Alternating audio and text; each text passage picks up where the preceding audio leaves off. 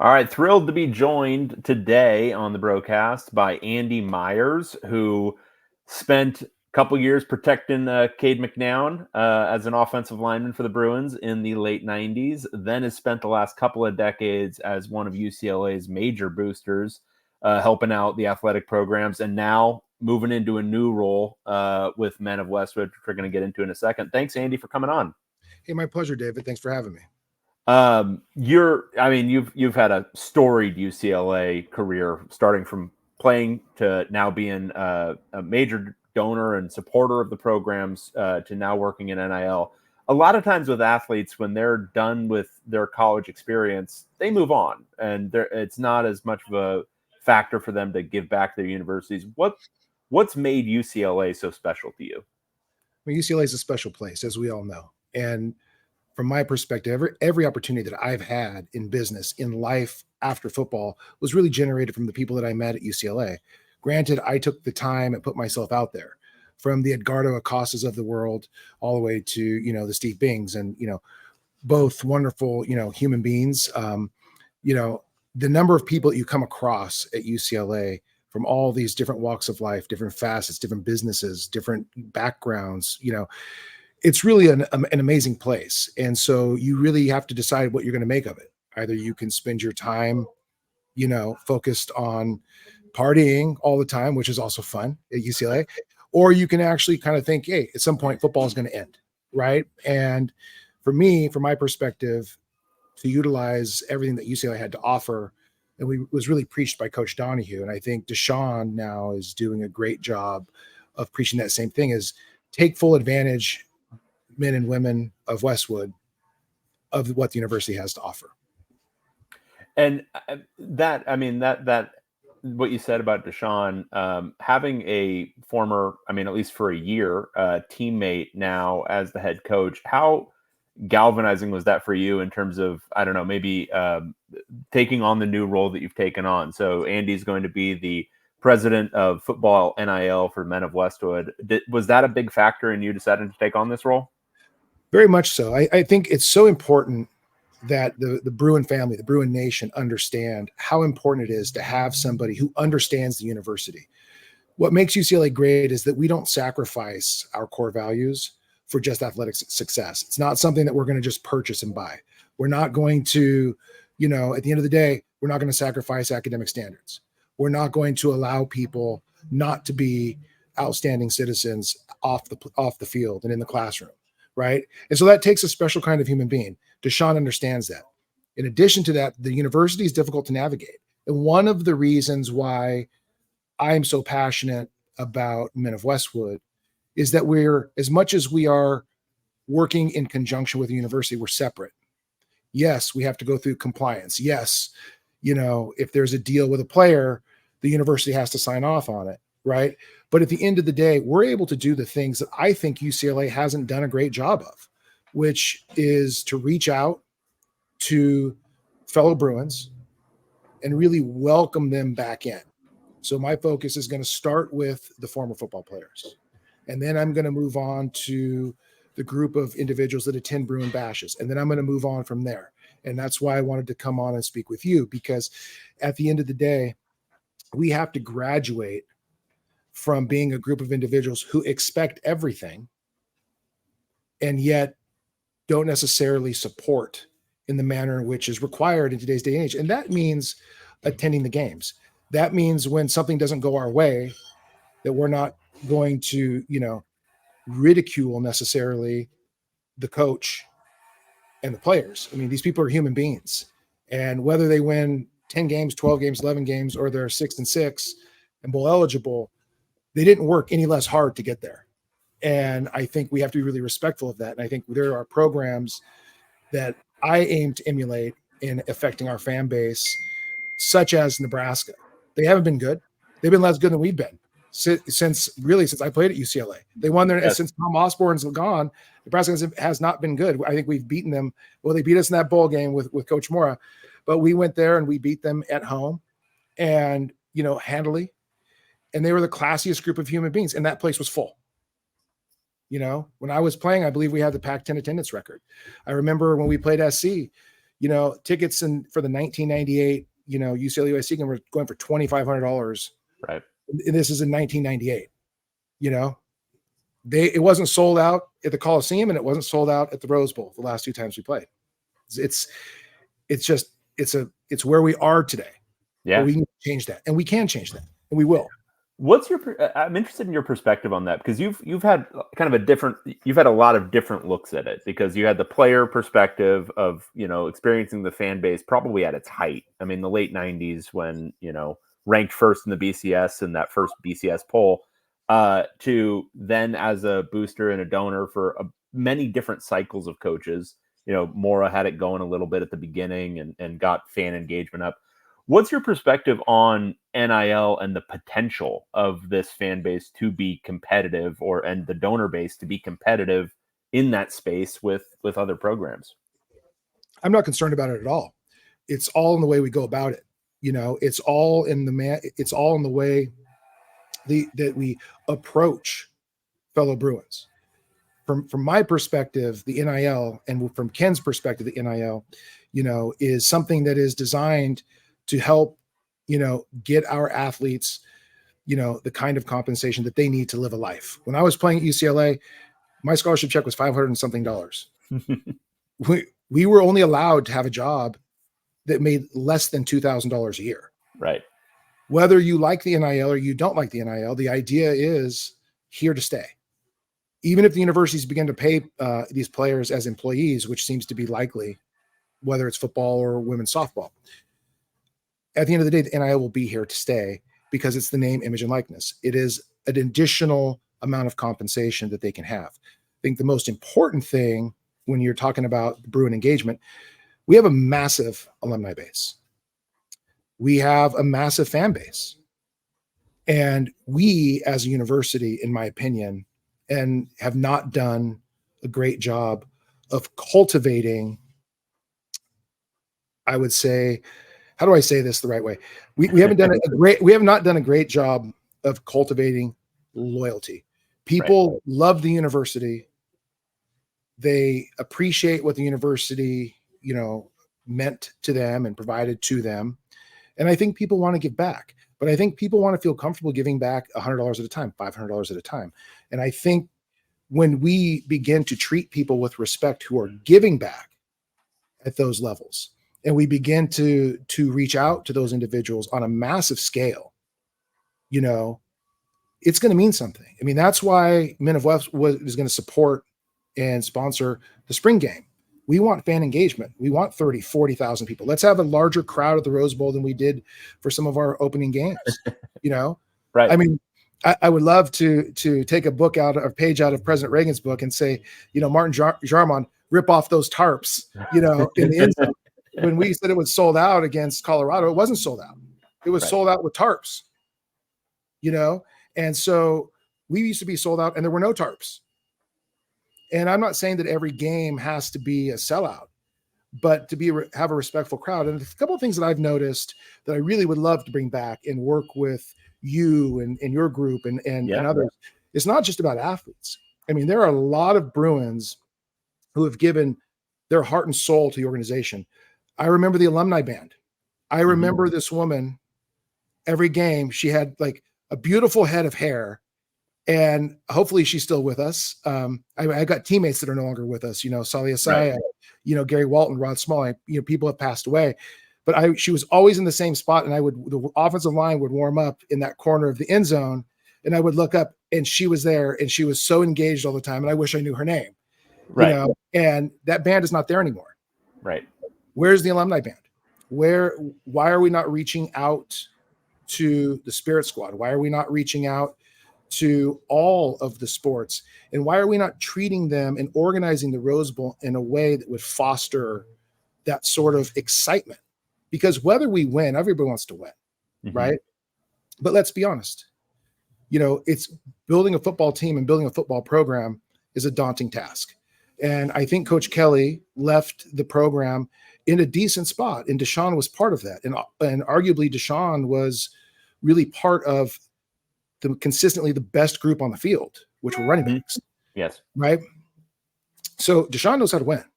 DeShaun was part of those BCS teams. DeShaun was our number one rushing as a freshman. I do like to remind him that I think the most yards he had was his freshman year behind our offensive line. But you want to say you got on this back. Correct. Yeah. I got on him on his press conference when somebody asked, "Hey, how are we going to replace the best running back coach in college football?"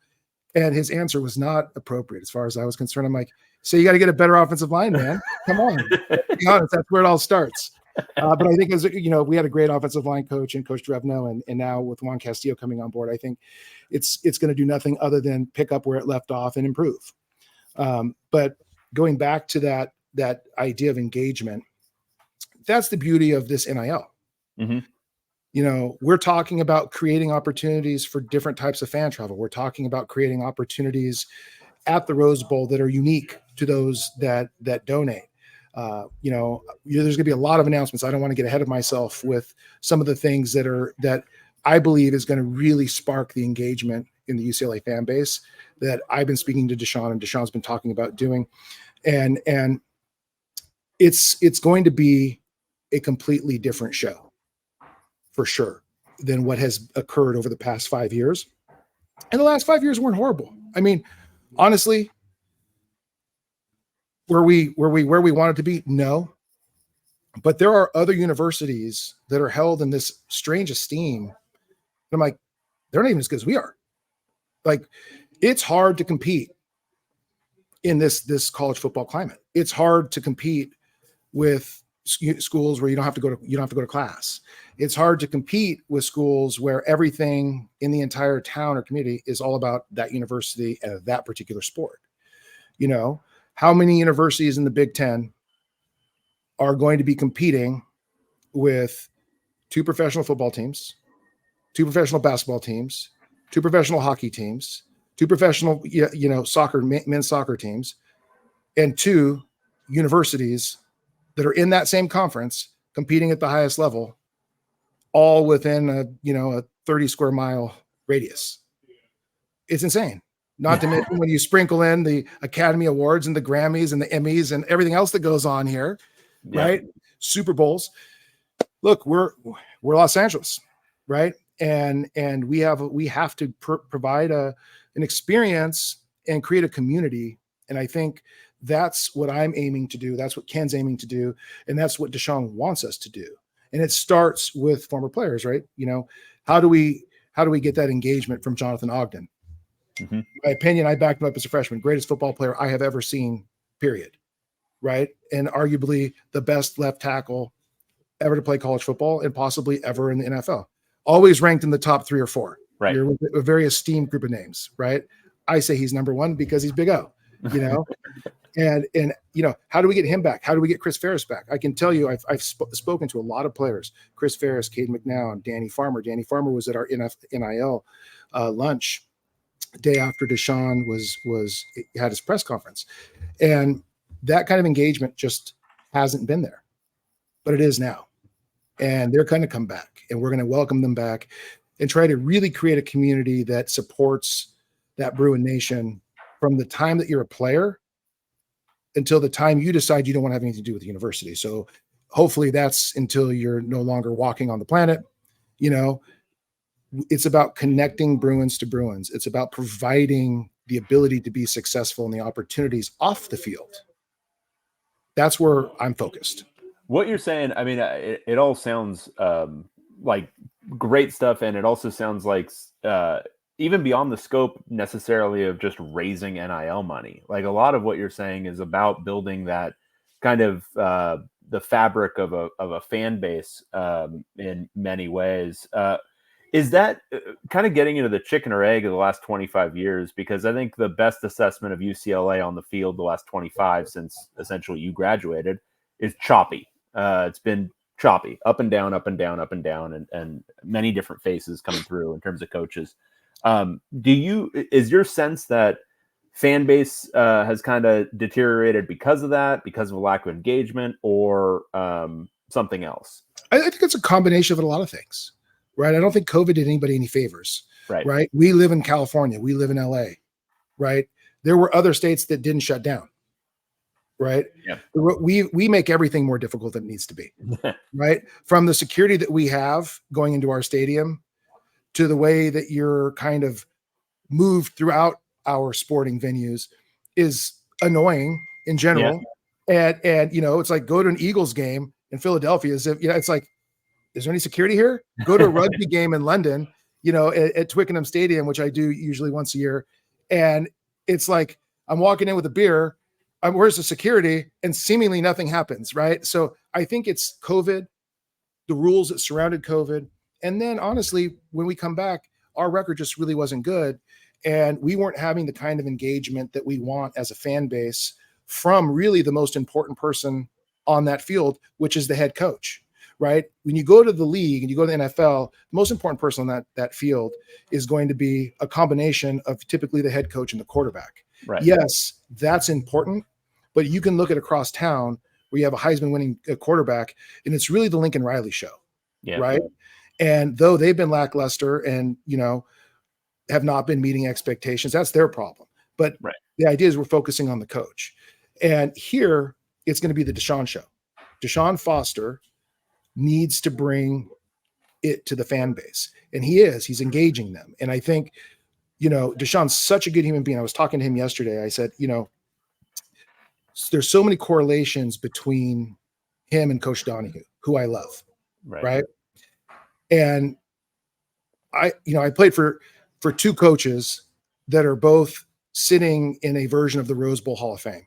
So Dick Bruick, my high school football coach from Fontana, is in the high school football Hall of Fame at the Rose Bowl. And Terry Donahue, there's a statue of him in front of the Rose Bowl, and the press box is named after him. And I said, DeShaun, you're not going to compete with Coach Donahue in being a better human being. I mean, that's like saying I'm going to be a better human being than Walter Payton. I mean, the best award in the NFL is named after this guy. That's the kind of person that Terry Donahue was and will always be. That's the kind of guy that DeShaun is. And they both got the job on the same day. Neither of them had ever been a head coach. There's a lot of similarities. What DeShaun has the opportunity to do is be a more successful football coach than the winningest coach in Pac-10 history, right? And I believe DeShaun can do it. I know DeShaun can do it. And DeShaun's already made unbelievable hires with Bieniemy. He's made a great hire with Juan Castillo. The thing that DeShaun did, which is the most important for all of the fans, is every single one of those young men have stayed without receiving a dime. So the go forward basis, we got to recruit, we got to retain, but we also have to create a sense of community. And that's that third prong that we're going to be working on really, really hard. And the fact that those young men care so much for DeShaun Foster as their former running backs coach speaks volumes to the character of that human being. And that's what it really has to start with. And I think we have an excellent foundation. And DeShaun knows he's never been a head coach before, but he was never a college running back before either, and he crushed it. So, and he was never an NFL running back before, and he also won a Super Bowl, right? So it's like, it's hard to there's always a first for everything, right? Right. And we have to support him. And how is he going to be successful as a coach if we, as a Bruin family, aren't being supportive? The answer is he's not going to be as successful as he would be. It doesn't mean he's not going to be successful. But the conversation I had with him, he doesn't recruit leading with money. He recruits leading with university, right? But imagine yourself as a parent of a young man coming to getting recruited, and somebody's offering him $2 million a year to go be the quarterback at whatever university. You say, well, we'd really love it to come to UCLA. Okay, well, how much do you want? Well, we'll come to UCLA for $250,000. Those conversations are happening, right? Mm-hmm. So the Bruin family also needs to know that we're not chasing after the highest bidder. And we are going to be able to compete. We are competing. We're already raising money at a pace that is considerably faster than what has happened in the past. But we've also been smart about it. I mean, I don't think anybody at Texas A&M was too happy 2 years ago, right? Spending the most money in college football. Nick Saban wasn't happy about it, but he was very happy with the result, I'm sure, which was, no more coach and none of those players are there and they didn't win the game. So, all this dough that has really circulated around college athletics, it's right that people share in that. right? But we got to be smart about it. And, the Bruin base has to be supportive. They have to. And I think we're going to have some leads. We have some leads. The people have been great. We're creating opportunities with, from car dealerships to, other businesses, clothing companies. These guys are going to work for this money. They're not just getting a freebie, right? And we're going to have a really tight philanthropic spin on it as well, right? We want to teach our young men and women, of course, I'm focused on football, but, our young men how to be philanthropic, how to be a great citizen after football, while football is going on. Doesn't matter how long you play in the NFL. You have a long life to lead, hopefully, after you're done. Right. My guess is Tom Brady's got at least as much as he's already lived left. Right. And he's played forever. Right. So if you're that fortunate to be the next Tom Brady, great. Otherwise, enjoy your 3 or 5 year career. And let's get to work, and hopefully the NIL supports that. We're even talking about having a philanthropic arm to support players in need so that they know that once you graduate from UCLA and you're done on that athletic field or court or whatever it is, that if you should fall on hard times, depending on what it is, if we can help, we're going to. And it's a really unique opportunity for us as Bruins to come together and define how we want to represent our university, because that's really what Men of Westwood is. It's really an extension of the university, even though not technically affiliated.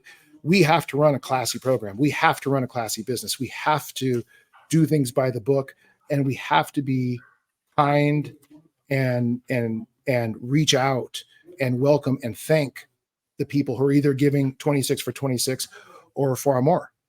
And, most importantly, people ask, how can they support the team? Well, I think everybody can give something. Angelo Mazzoni, great donor, when we were raising money for the Terry Donahue Pavilion, said, when you're out to raise money, just tell everybody to not go to Starbucks every day at $7 a day. And you do the math, that's real money on an annual basis. Right. So I love Angie's, his Starbucks kind of comment, whether you're given $25 or $500, it's equal, it's not always about equal giving, it's about equal sacrifice. And I think, putting a butt in a seat is how you support the university. How does the university make money? They make money off of television and ticket sales. Let's get the Rose Bowl full. You have these guys that are crushing themselves all year long. My nephew's on the team. I know how hard they're working, and at the end of the day, to walk into a full Rose Bowl, right, with the lights flashing, both bands playing, the alumni band and our current band, and that fan base. The Rose Bowl is not inherently loud stadium, even full, but it's loud enough to be disruptive. It's just the way it's designed, right? It's not going to be Husky Stadium. It's not going to be Neyland Stadium, but it can be a very, very significant factor in a football game. And it's the Rose Bowl, right? At the end of the day, the storied history, the Super Bowls, the Rose Bowls, the Pac-10 championships, the everything that's been played there, is just, there's not a more storied stadium in the country, right? So, and that's our home field. So let's fill it up. It's not that hard to do. You're making a compelling pitch, and also definitely feeling what you're saying about Men of Westwood being an extension of kind of university. More, it's not obviously affiliated, but being more concerned with growing the program generally, rather than just focused on paying off some guys. What compelled you to get to be a part of this? Because did you reach out to Ken? Did Ken reach out to you? What made it something that was imperative for you to be a part of? So I've been a part of it since day one, and Ken and I have become friends. And my reputation as a player was to be relatively aggressive and kind of a bull in a china shop kind of thing. And I have a tendency to just say what I'm feeling. And I will tell you, as a donor to UCLA, when I first became a donor, what Josh Rebholz has done with the Wood Athletic Fund is light years better than anything we've ever had in the past, right? What Martin's doing to support those efforts is far better than what we had in the past. Dan Guerrero, I love him. Hall of Fame. He's a great business person. Awesome. This all started under his watch.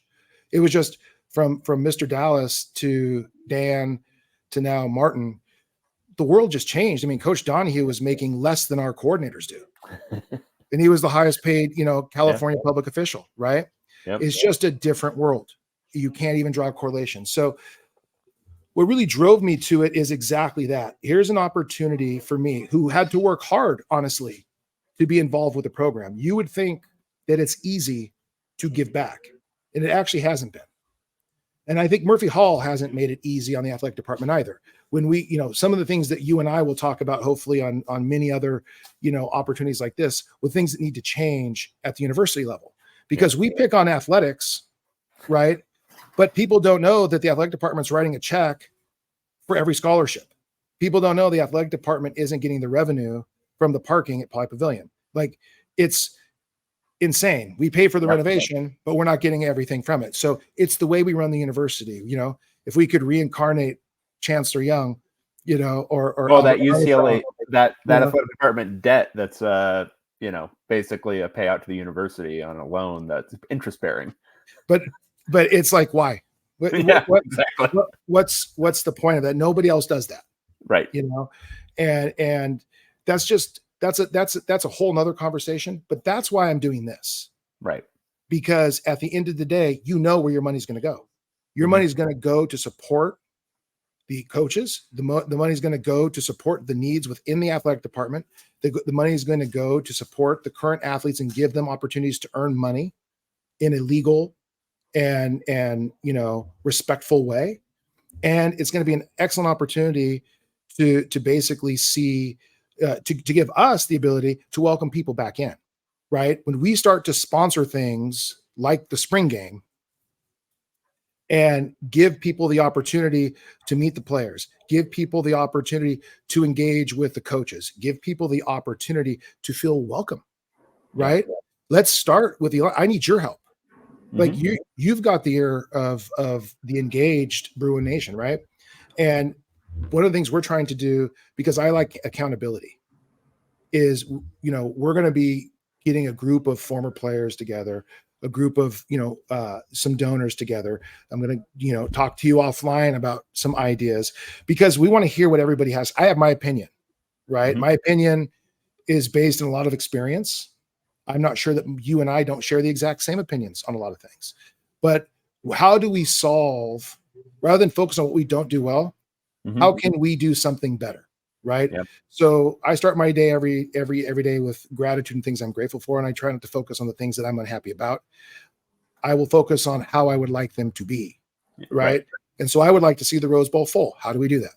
I'd like to see a donor base engaged at every level, from the Casey Wassermans of the world, from the people who buildings are named after, to rooms who are named after, to coaches whose salaries are named after, all the way down to the person who's giving what they can at $26, and they're equally as important. And that is really fundamentally the difference, because we're the Bruin family, we're the Bruin Nation. And that's, being able to take what people are saying and then implement something that can help fix that is great, because when something doesn't go well, then people just can't bitch and complain about it. Right. I'm like, well, go talk to Jonathan Ogden, go talk to Cade, go talk to Dave Woods. This is his idea, right? Blame him. Don't blame me. Shit. I'm just trying to make it better. And I think we can, because the bar is not high right now, unfortunately. Yeah. And it's going to take some time. It's going to take coordination, and it's going to take a lot more than me. Right. I guess at this point, when you're having initial conversations with guys, what's the pushback you get? Is it education about NIL, or is it like specifics of how to donate? Like, do I get a tax write-off? Like that sort of stuff. Like when you're having conversations with former players, especially now? With the former players, I've just started those conversations. I haven't gotten any pushback at all. Oh, that's great. Right. There's questions, and people are starting to donate. I'm going to be, doing a larger outreach to them, which I will let you know once I get it kind of approved. I'd mention it now, but this is the first of hopefully many. Yes. And I'll have you be a part of it, so you can actually see the interaction. I think everything I'm going to do as far as, large scale outreach will most likely be virtual in nature. We may have the ability to have some in-person and virtual for those who can't attend. Great. But a lot of Q&A, right? I need that. I spoke at the Bruin Bash before the SC game a week ago or so, which obviously was a bummer. But the amount of engagement I received in the Q&A section and the nodding heads about the deficiencies within the university. I'm not here to point fingers. I'm here to point out something that we can make better. Yeah. Right. It's not one individual's fault. It's ingrained in the machine that's massive. Right. And so I'm not blaming, a chancellor. I'm not blaming a head coach. I'm simply saying, let's identify it. We can move a lot faster than that giant machine. Yeah. And when we do that, we're going to see results really, really quickly. And those people in that Bruin Bash, I mean, it was like, I would say, we don't do this well. And you just see the heads nod. They say, this is not about raising more money than Ohio State. Everybody's lying about what they're doing anyway. Right. like what's actually the truth? You know what I'm saying? We're going to raise the money as quickly as we can, as efficiently as we can, so that we can support the men of Westwood. We can support our football players. In other areas, we're going to support our softball players, and we're going to support our gymnasts, and we're going to support our coaches. But we have to give them that opportunity. And I think what I found is there's a lot of follow-up I'm doing. There is a lot of interest from that donor base in giving.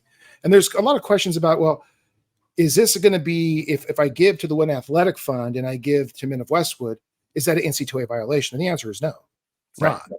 Right. And so people were really more concerned around the rules and not getting the university in trouble than they have been about the concept of giving. And then I think the other part is, what do I get for it? Right. Well, this is less of a tax deduction and more of a business write-off. And there's the ability to do, a tax deductible portion, but it's really better to just keep it the way it is designed, which is, this is a business venture. Right. And get a write-off that way, or donate at a level that you're comfortable with, because this is how you would support the university. Right. So if you're giving 5,000 to Wooden Athletic Fund, we'll give us 500. It doesn't, right.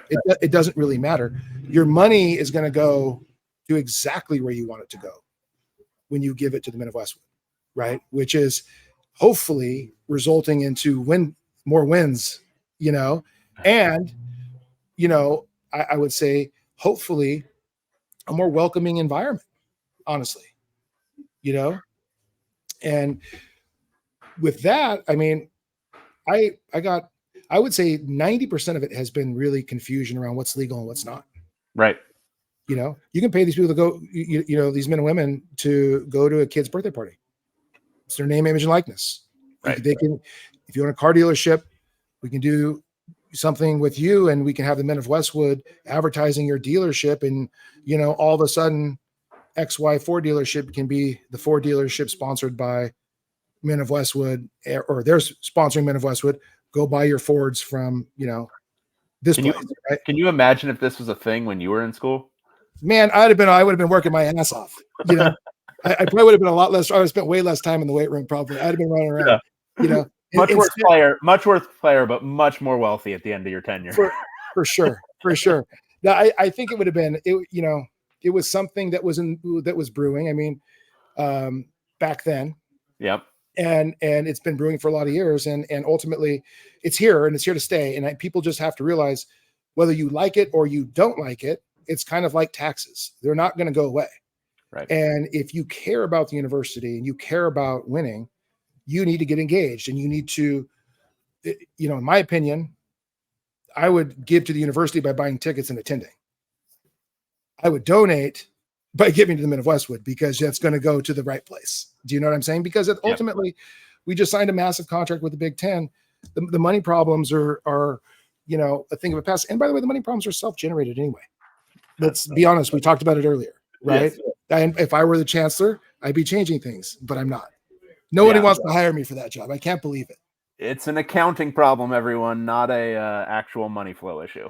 Well, and that's one of the things that used to make me so crazy about UCLA, saying like, can we afford to? I'm like, does anybody know who our alumni are? Does anybody have any idea how much money? Seen that engineering school? It's unbelievable.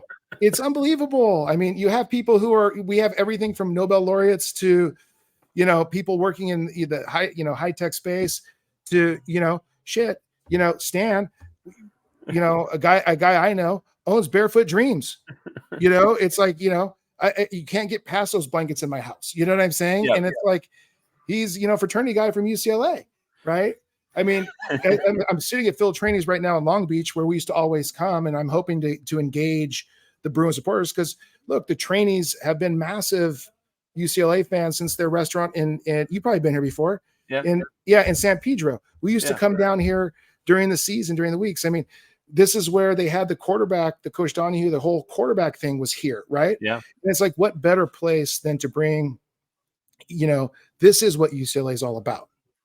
Come hell or high water, Phil Trainee is going to be supporting the Bruins. His son has a suite at the Rose Bowl that was down from mine, and little Phil's just as crazy as big Phil, and we used to come down here and see Joe McDonald, the big nasty, God rest his soul. He was here every day. We would be, it's just Doug Krikorian, it was right. Like, we were going to be here on Wednesday, and so was all the press. Right. And so we're donors, so is everything else going on, and I hope to bring that kind of fun back, not only for the student athlete, but really for us as the fans, because what's more fun than engaging with the players and the coaches and the administration and feeling like you're actually significant and part of something important and bigger than just yourself. Right. I mean, what's better than a Saturday at the Rose Bowl? The best thing's Saturday at the Rose Bowl, winning a game for sure, but our home record's been decent, Yeah. And this year we got a tough schedule, and DeShaun's got a daunting task in front of him, but we have to support him. Could you have ever imagined that your freshman running back from '98 would be the UCLA head coach now? Never. But I also thought Coach Donahue and Coach Lito were ancient. I only find out they were my age or younger. Yeah, they were not old.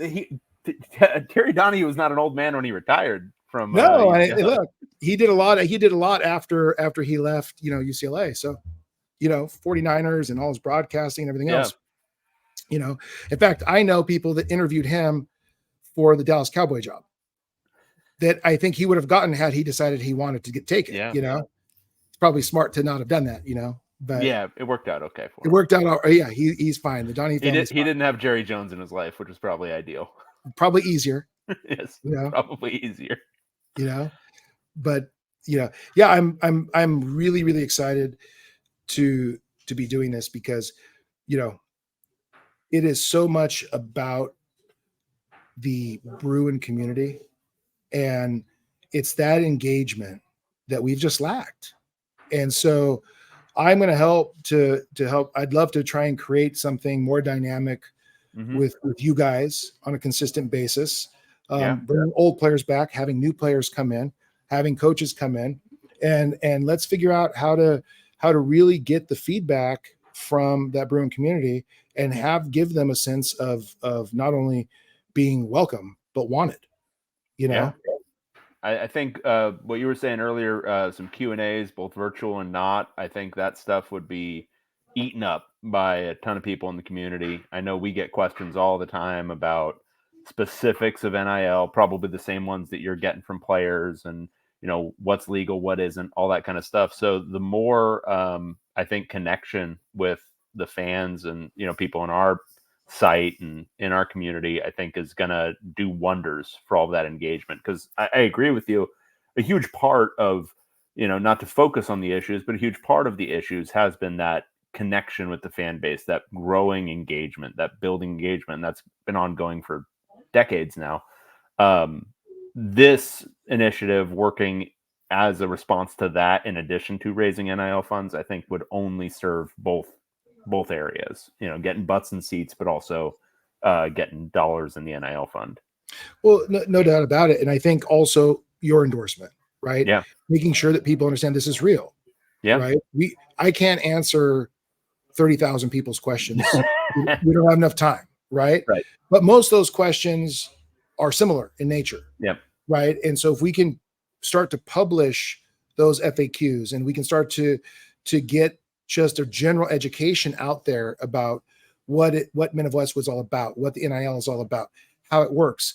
In the meantime, we got to raise money. We have time limits, right? We have recruiting to do. We have, contracts to issue to these young men, and we have transfer portal windows that are opening and closing, and there's recruiting going on right now, and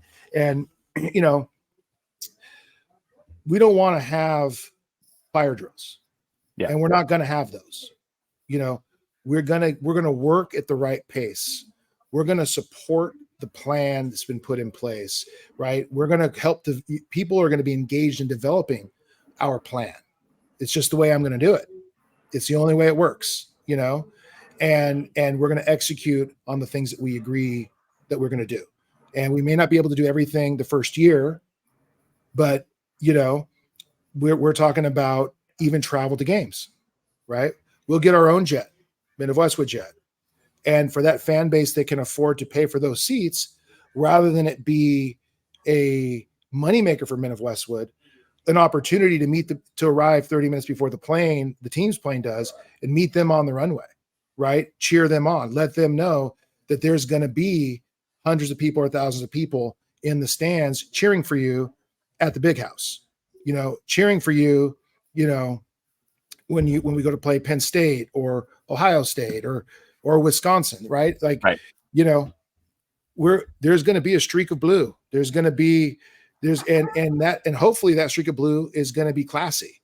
Yeah. And hopefully the Big Ten is going to be really impressed with the caliber of our behavior when we go and visit them. And of course, when we welcome them into our home at the Rose Bowl, right? I mean, that's all part of it. Yeah, we'll take presence first and then behavior second. But yes, both important. Both important. But if it's between behaving, if you have to behave poorly, you're still welcome. Yes, we'll take it. I'd rather have the button seat. Yeah, for sure. Absolutely. All right. Well, Andy, really appreciate your time. And yes, we got to do more of these and talk more over the coming weeks and months about the success you're having and areas that the community can support more. But Andy Meyers, new head of football NIL for Men of Westwood. Thanks so much for your time. Thank you, Dave. We'll talk soon. Talk soon.